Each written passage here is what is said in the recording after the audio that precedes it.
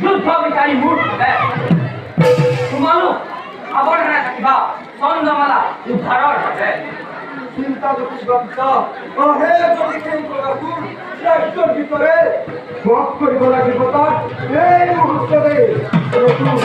নতুন চন্দ্ৰমালা ৰাজ্যত চন্দ্ৰমালা বিপৰ্যয় নাহোঁতে তাক বিদায় দিব লাগিব আমি সকলোৱে মিলি সেই ৰাজ্যৰ প্ৰধান যোদ্ধাসকলক একত্ৰিত কৰি মহাপুৰ সৈন্যক বাধা প্ৰদান কৰিব লাগিব অস্ত্ৰ ধৰিব লাগিব তাৰ বিৰুদ্ধে সময়কে ধ্বংস কৰিব লাগিব সকলো যোদ্ধা মিলি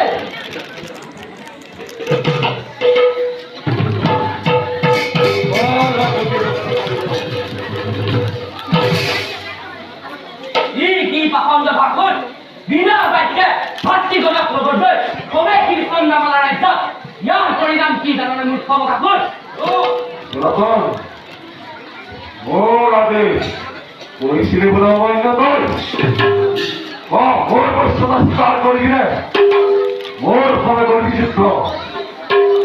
পাপিষ্ট ভাষণ তোৰ ভাতৃ মিঠাপুৰক হত্যা কৰিলোহেঁতেন তেতিয়াই কিন্তু চূড়াখনৰ বিক্ৰম বুজিব পাৰিবি বুলি এৰি দিলো কিন্তু পুনৰ আহিব খেদি পানী জানো ৰক্ষা মোৰ হাতে নহতে ভক্তি কৰি বিৰক্ত মুখৰি চাও মাত্ৰ নকৰি কি চাইছ এই ভাৰত কৰা আক্ৰমণ কৰা